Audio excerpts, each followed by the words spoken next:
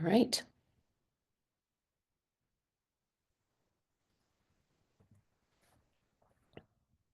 All right. Okay.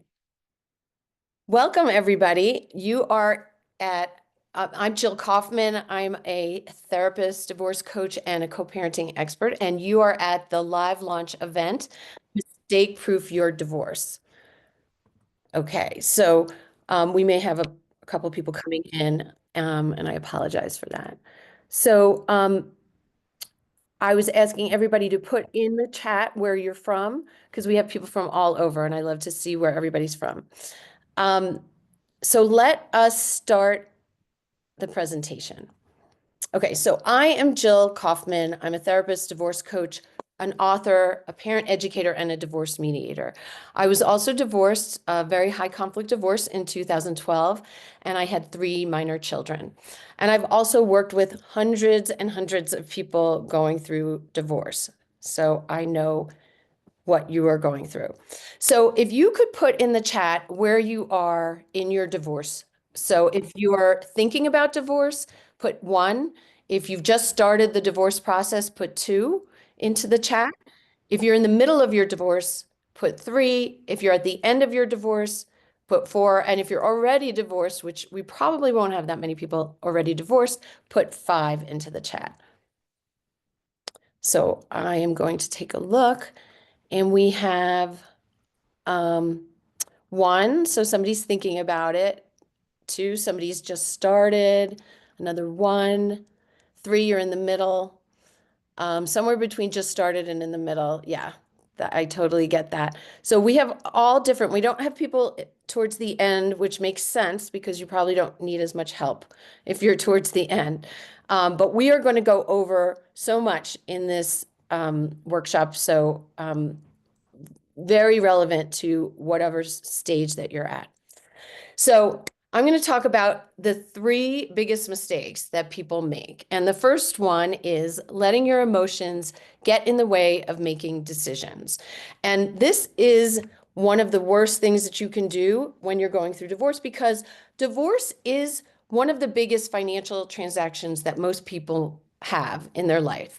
And at the end of your divorce, you're going to sign an agreement, and it's a legal document. And so you really don't want to have emotions involved when you're going through this process. And it's very hard not to, I understand. And I did this, right? When I was going through my own divorce, I was so angry. So I was living in the same house with my soon-to-be ex, and it was awful. At one point, he put all of my clothes in boxes in the hallway where my children's rooms were. So my children would come out of their room and see boxes of my clothing and shoes, and it was very uncomfortable, and it was not good for the children. And I was very angry about that. Another thing I was angry about was we got 3 offers on our house. I wanted to sell our house as soon as possible and get out of living together while we're going through divorce. And he didn't agree to the 3 offers. They were lower than what he wanted for the house. And I felt like it was going to go on forever. So I don't know if any of you can relate to these feelings, but if you can, put it into the chat what you can relate to, because a lot of people go through these same feelings, and it's really, really difficult. So I made a ton of costly mistakes. I hired the first attorney I spoke to. I gave her a large retainer. And as soon as you give them a retainer, they start spending the retainer.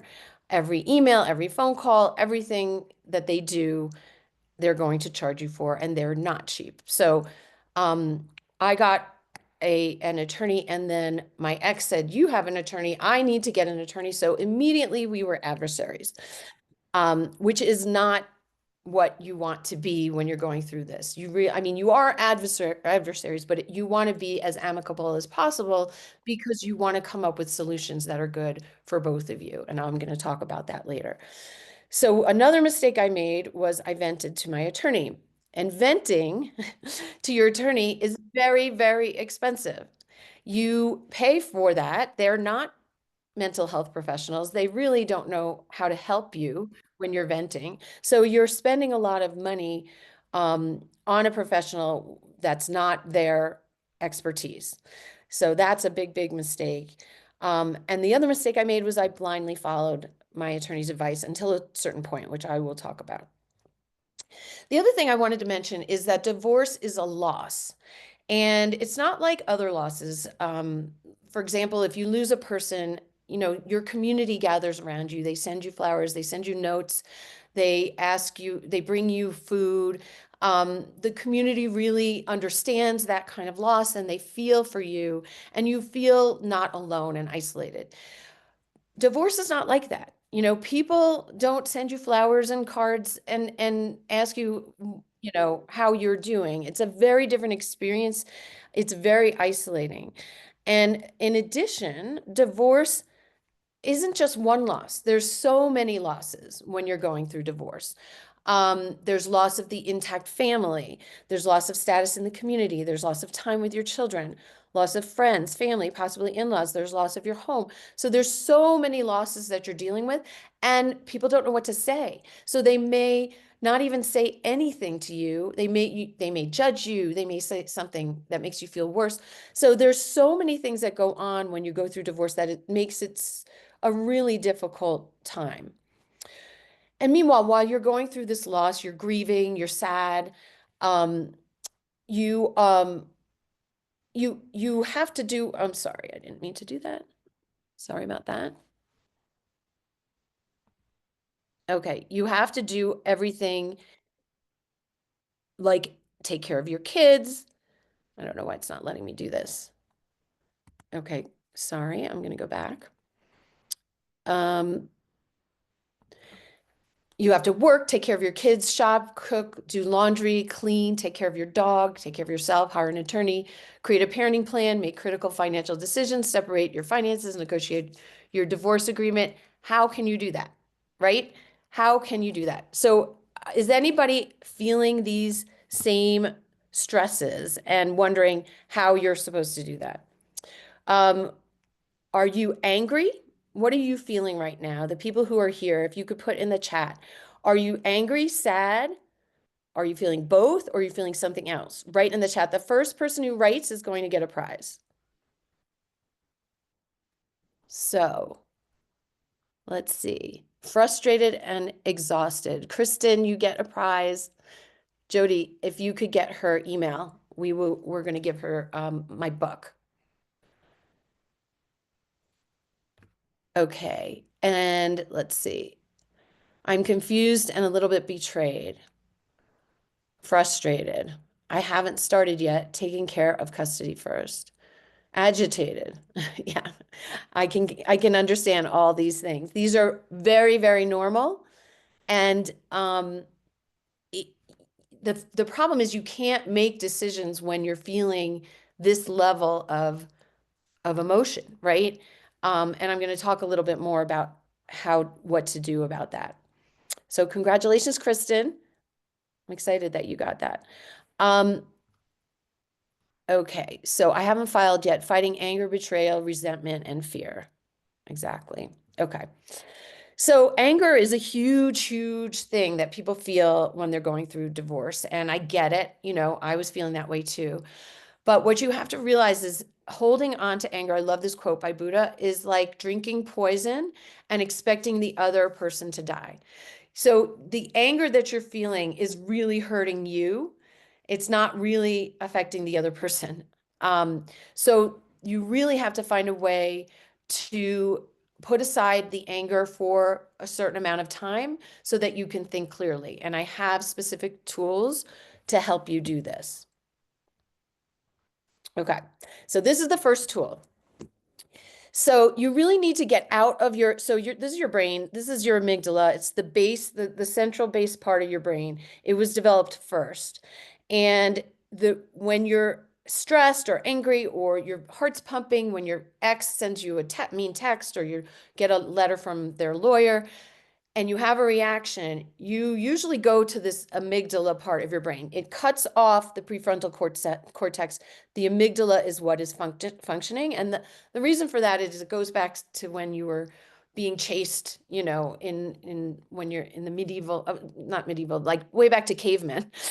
You're being chased by an animal and you have to survive. So there are only two choices when you're in an amygdala. You're either going to fight or you're going to flee, and you're going to run away. So that's how you live when you're, running away from an animal who can potentially attack you. Nowadays, we don't need to do that, but we still have that same reaction when we feel attacked, right? So our soon-to-be ex attacks us or says something or does something, and we are in our amygdala, that part of the brain. And so you're either going to scream back something that's not thought through, or you're going to run away. And actually, running away is the better of the two. But neither of them are ideal. And so what you really want to do is you want to get yourself to a place where you're in your prefrontal cortex, where you can think through, it's the front part of your brain, and you can think through how you want to respond. And you need time and you need space in order to do that. So how can you do that? And anybody else who has these thoughts, or has ideas for this, I would love you to put that into the chat. But this one technique that I'm going to do with you right now is really, really helpful. And it sounds really simple, but put your hand on your chest, one hand on your chest and one hand on your stomach. Okay. And when you breathe with your hand on your chest, if your hand on your chest goes up and down, those are chest breaths. And those are shorter breaths and they will not calm you down. What you really want to do is have the hand on your stomach, push out when you breathe in. So breathe in through your nose and push out through your stomach. And breathe out through your mouth and pull your stomach in. So your chest is not moving. So breathe in through your nose and push your stomach out, and breathe out through your mouth and pull your stomach in. And keep doing this 3 or 4 more times. Breathe in through your nose, push your stomach out, breathe out through your mouth, and pull your stomach in. As I'm talking, keep doing this.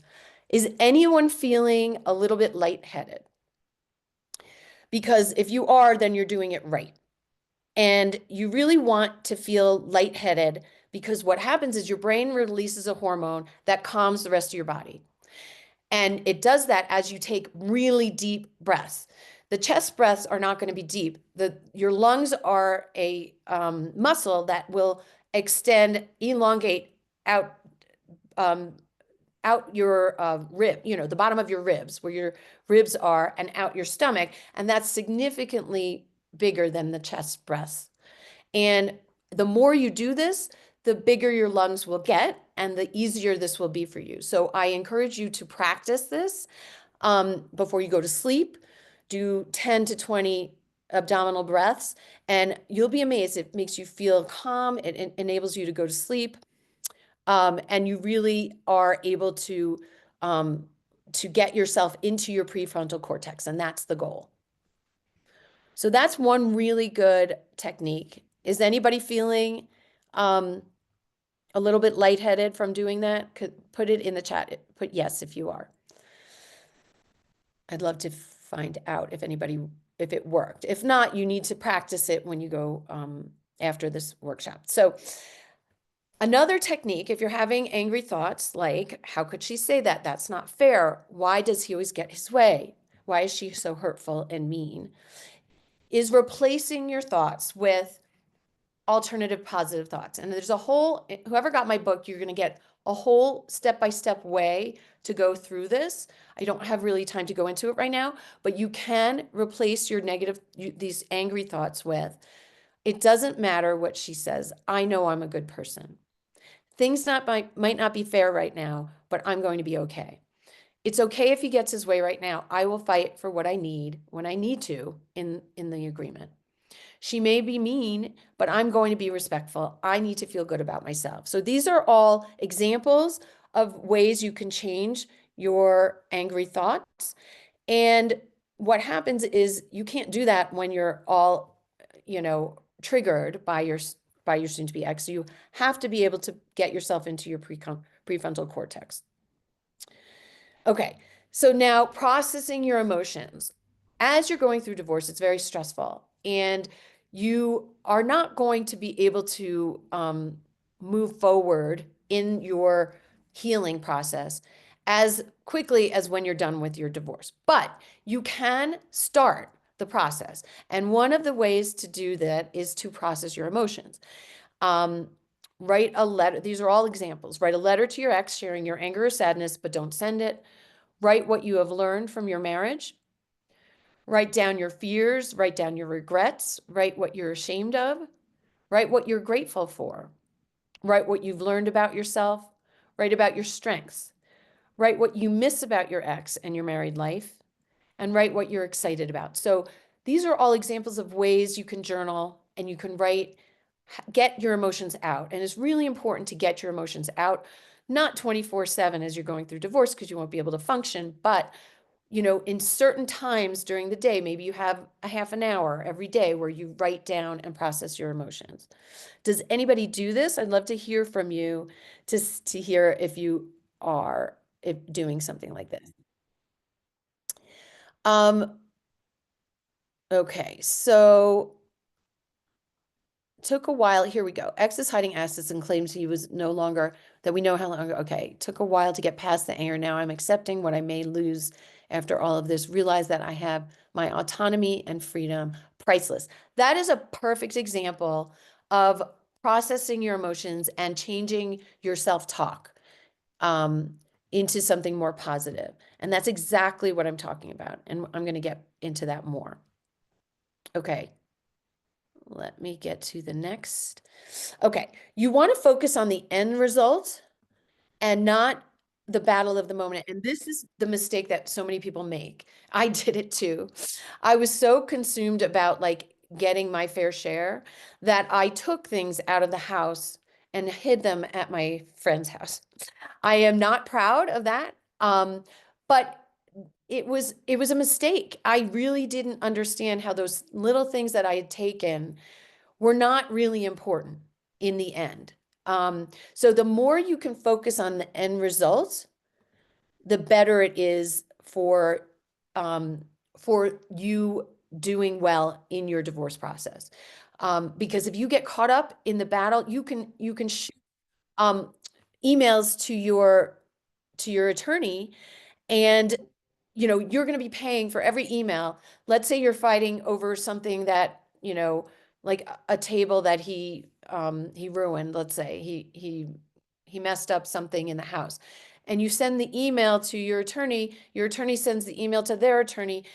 You've just paid for, 5 tables. Um, Somebody isn't on mute. Oh, here we go. Um, So, it doesn't make sense. And we get so caught up in the battle of the moment that we really lose the end goal of what you want in the end. So you need to really choose your battles. You need to ask yourself, do I need to respond to this? Can I just ignore what he's said or what she's done? Um, and you really have to think about your long-term priorities. So when you think about this, I want everybody here to take a minute, close your eyes, take a few deep breaths, and visualize what you want your life to be like. And this is so, so important because we get caught up every day in 10 things that are going on with your kids, with your soon-to-be ex, in the divorce, in your life, and we don't think about what's important to us. So I want you to really visualize, who do you want in your life? Who do you want to see? Who do you want to spend time with? Who do you want to be close to? Where do you want to live? Do you want to live right where you're living? Do you want to live in a different place, a different home, a different area, a different part of the country, a different country? What have you always wanted to do? Whether that's work or something, you know, for fun. Think about this. And if you guys could put that into the chat, I'd really love to see that.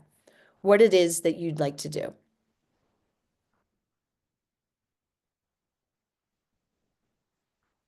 Okay. Somebody said they were sleepy. Very. What happened? I'm going to get Angela to that question. Um, and I'm going to get to questions after this. Move out west. Okay, Cindy is the first to write. So Jody, can you get Cindy's email so we can get her? I'm going to give you a choice of the divorce asset protection tool or the divorce parent toolkit. I have those two different products, and you can have either one of those. Okay. All right. So some of these things, start a private practice. I want to live with me at peace, tranquility, happy, and most of all, celebrating joy. I want to be at peace being alone. Yes, that is the goal. And I work with people on that all the time. All right, let's get to mistake number 2. So that was the longest mistake. I will get to the other ones a little bit quicker. So, let's go back. Getting financial advice from your attorney. So divorce is 80% emotional, 10% legal, and 10% financial. So why do we go to an attorney to basically control our divorce? They're only really experts in 10% of what we're going through when we go through divorce. They are certainly, most of them, not financial experts. And they ask you to give them all this financial information, and they are going to charge you for collecting all that financial information, and they are not going to give you the best advice. So this is really important to think about as you go through divorce. They don't understand mental health issues. If your soon-to-be ex has any kind of mental health issues, they're not going to know how to interact with them in a way to get you what you want. They are going to know what the law is. And what I've heard, I work with attorneys all the time. What they tell me is that you really have to forget about the law when you're working on divorce, because what you're legally entitled to is not necessarily what's best for you. And that's not what they're trained to do. So where do you start, right? You're going through divorce. You know that it's a mistake to have your attorney work on these financial things. So what do you do? So most situations are not that complicated. It's just that it's new to you and you've never been through this before. So you really don't know what you're doing, but in the end, it's not that complicated if you have someone guiding you who's a professional who knows how to advise you. Attorneys can make things much more complicated than they need to be. If you have an attorney and they have an attorney, and you talk to your attorney, they talk to their attorney, then they talk to each other, there's way more chance for miscommunication. It's a lot more expensive than other options. And there are non-attorney divorce professionals that can help you develop your divorce strategy, the financial, the parenting, and the emotional parts. We're going to talk about that. So the first thing is to determine your priorities. So what's important to you and what's not as important? And that's not evident at first. A lot of people will come to me and say, I cannot move out of my house. My kids just can't take another change. This is too much for them. I need to keep my house for my kids. And so I talk to them about, how old their children are, are there available houses or other places, townhouses or apartments in the community so they don't have to switch schools, because I think switching schools is a lot bigger of a change than actually switching houses. And we talked to, and a lot of people come to the conclusion that staying in their house isn't the most important thing to them. Some people don't. Some people it is for some other reasons, and we tease that out. But you really have to think about that when you're going through divorce. And if you could put into the chat what's most important to you right now as you think it, the first person who puts that is going to get a prize. Okay. Okay. My children, I think, Angela, you said you said housing. I think Angela, you're gonna get my book also. She's the first one. Um, my children, my kids. But when you say my children, my kids, what about them? Like what's your priority in your divorce regarding your children?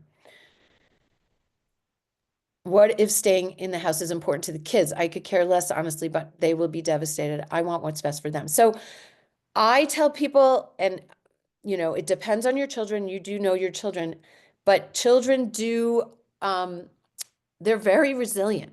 And you may think that they're not going to be okay if you make them move out of their house, but most children are. So we can talk about that. Um, my children are being alienated from me. Oh yeah, that's important. And that's a whole nother workshop. I can't get into that right now. Keeping divorce child center mainly is your goal. Okay, so what does that mean to you? So you got to tease that out. Okay, so mediation. Oh, sorry about that. Why mediate your divorce? So what I tell people, lawyers are important for the law, 10% of your divorce. Mediation is the process, if at all possible, that you should use to go through your divorce. Hiring lawyers costs between 20 and 100. I know people who have spent over $300,000 on a litigated divorce, while mediation costs between 5,000 and 25,000 typically. So mediation is significantly less expensive. And the reason why is because you are sitting, as that picture shows, you are sitting in one room with a mediator with you and your soon-to-be ex. There is less chance for miscommunication. The mediator is an expert at coming up with creative solutions so that you can come to agreement.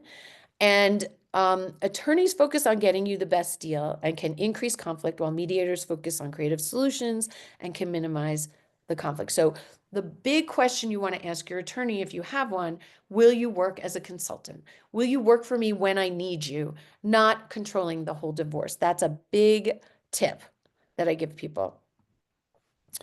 Okay, top financial mistakes in divorce. Keep the house if you can't afford it. That's a big, big mistake. If you can afford it, you should absolutely keep it if that's what your priority is. But if you can't, it's much more important for you to be financially stable than for you to keep the house. Fighting for something that's not important for you. So this is all about figuring out what's important, and what you think is important right now may not be important a month from now, a year from now. So you really have to think about long-term what's important. Rushing the process. Okay. Divorce takes time, and yes, you want to get it done as soon as possible, but you have to go through certain steps. So you can't rush it too much. Mediation will be quicker than many of the other processes. Not mediating divorce is a mistake. Running around in circles, putting out fires, and focusing on those, daily issues is a mistake. Not having the right team, that's a mistake. Okay, mistake number 3, taking the bait with your soon-to-be ex. Research shows children can be emotionally healthy with divorced parents if the relationship between the parents is not high conflict. Do your part to be respectful and kind to the other parent. Don't speak negatively about the other parent in front of your children. This can be difficult. Support the child's relationship with the other parent. Okay, we're going to talk more about this. The bubble technique, I'm going to do this really fast because I'm running out of time. So imagine you're in a bubble, a very protective bubble. And what color is your bubble? Put in the chat what color your bubble. It can be any color that you want. It could be pink, black, red, whatever it is that you want. Okay, pink, purple. It's amazing how many times I get pink, especially women. Blue, pink or blue, I get. That's the thing. Okay, so you have this protective bubble around you that's pink or blue or purple, and you're very happy and safe in your bubble. Your soon-to-be ex is in their own bubble. What color is their bubble? Put into the chat. I got black. I always get black for the other bubble. Okay, so they're in their other bubble. They're not near you. All of a sudden, their bubble starts coming over. Their bubble comes over to your bubble and is getting closer and closer. And you're really getting stressed and upset, angry. Imagine, visualize a golden waterfall falling from the sky in between your two bubbles, pushing their bubble away so that you are back to your bubble. They're not coming over anymore, and you're safe and nothing can enter your bubble. So this is a visualization that is really powerful when you are being triggered by your soon-to-be ex. And these things are little tools that are really helpful that you can like think about in those circumstances when you really need to. The other thing I want to say is focus on your children. If you're fighting with your soon-to-be ex, you're distracted. You're not focusing on your children. If they're saying something to you, and I know it's hard not to respond, but if you respond, you're escalating the situation and you're not thinking about what's best for your children. So it's really, really important, and we all get distracted by this. So don't feel guilty if this has happened to you, but really try to make an effort not to. Listen to your children, don't lecture, ask questions, encourage them to talk. These is all ways to support your children. And if they don't want to talk at the moment, let them know that anytime they want to, you're there for them. These are some questions you can ask them to get them to talk about their feelings, to support them. Tell me more. I can see why you would feel that way. I get that. Sounds like you feel blank. Are you feeling sad, angry, worried about anything? If you could have anything change, what would that be? What's your favorite, least favorite thing about our family? What do you feel grateful for? So these are great questions to talk to your children about. Communicate better with your ex. Okay, so who here is not communicating well with their ex? Put in the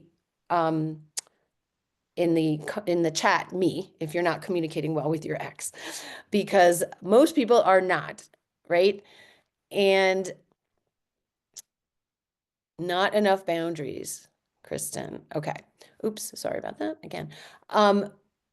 So I have so many this is one of my areas. I got so much information for you guys. I cannot talk about it all tonight, but set appropriate boundaries, how you're going to communicate, text, email, phone, in person, what to communicate about. Keep the communication focused on the present. Don't talk about the past. Anytime they bring anything up about the past, focus more, just refocus them to the present. Speak in a respectful tone of voice. We don't realize how we are talking to them because we are so used to having, this relationship, long-term relationship that's not good. So if you can really check your tone of voice, that will help. Keep emotions out of it. And if your ex responds to you disrespectfully, state, let's take a break and talk about this when we're calmer. And this is a great technique from Bill Eddy, EDDY. He's got a High Conflict Institute, got a great book on splitting. It's called Splitting, Divorcing a Narcissist or High Conflict Ex. But this is one of his methods. He's amazing. The BIF method. So you want to be brief. Anytime you're communicating, a paragraph or less, a couple sentences. You want to be informative, no emotions, just the facts. You don't want to say, I feel this way, I really want you to be this way, or I think this. No emotions, just the facts. This is when we're doing X, Y, Z. I hope you can join us. If not, let me know by tomorrow at 5 p.m. You want to be friendly. Thank you so much for picking up Sally the other day. You want to be firm. You want to set clear boundaries. So if I don't hear from you by Friday at 5 p.m., I'll assume you're not going to come. A big tip, think of your ex as a coworker and your divorce as a business deal. Take care of yourself. You can't do any of this if you're not taking care of yourself. Exercise, exercise, exercise is the best thing when you're stressed and going through anything. You could do when you're going through divorce. You can walk. You can do videos. You can anything you can do to get out there, and exercise will help you. Eat right, get sleep, spend time with family and friends. Divorce is a long process. You have to be in it for the long run, the long term. Mine was 9 months. It was one of the shortest that I have worked with. I can make it shorter. I can definitely help you make it shorter. You need to be okay for the kids. That's a typo. And get support. So imagine what it would look like if you had step-by-step guidance through your divorce process. You were prepared and organized. You had access to divorce professionals to get answers to questions. You had a circle of support around you. You feel less isolated. You felt less isolated and alone. You knew how to support your children, and you had confidence and a plan for your future that you were excited about. I am so excited to introduce the Empowered Divorce Community. So I am launching this community today. It is being launched today as we speak. And you're going to get so much out of this community. Monthly live coaching, my book, my online course, the community of peers, your answers to your questions. This is a hugely valuable tool, and you're going to laugh when I tell you how much it's going to cost. So it's normally $57 per month. As I'm launching it, it will go up. I am offering right now $7 for the first month, $50 off. And then you'll lock in the rate for $57 per month thereafter. Plus, if you signed up today, you'll get access to a live training that I'm going to be doing in the next few weeks, creating your financial and parenting proposal. And the first 5 people get a one-on-one session with me. So Jody, if you could put that into the chat, the link to sign up, the first 5 people will get this one-on-one session, which is crazy. You know, it's really a no-brainer. You can cancel at any time. So join the community and really get support, because support makes all the difference, the right support when you're going through this. Let me make sure she put that into the chat. It should be a link in the chat. Okay, if not, I'm going to stop sharing my screen, and I'm going to open it up to questions. I'm going to go through all the questions in the chat. But I do want to make sure you guys get this link. Oh, sorry about that. Okay. The link is right here. Okay, I'm going to put this in the chat. And here you go. Oh, she put it in there. Okay, great. So first 5 people, I can't wait to have a one-on-one session with you. And let's go through all the questions now. You put any questions you have into the chat. Okay, I gray rock him, but he ignores my boundaries. Okay, so what do you do, right? So I am actually going to stop the, I would like to stop the recording if I can figure that out. Here we go. Stop the recording. Awesome. Oh, I didn't give you guys all of the rest of it. I know. I just wanted to go through a couple things. So let me get you just one more thing. I'm going to go through just a couple of testimonials. Jill's guidance and support was more valuable than the $40,000 we spent on attorneys and mediators. Consider a coach to get you through this. Jill Kosman is amazing. I loved our meeting today. Great people, great shares. Amazing to be connected this way. I can genuinely state that it was one of the best decisions I've made in the entire process. Jill's kind, down to earth, easy to talk to. Just so happened to be a professional in this area, and her expertise was insightful. I have tons of them. Okay, so now I am going to stop the recording.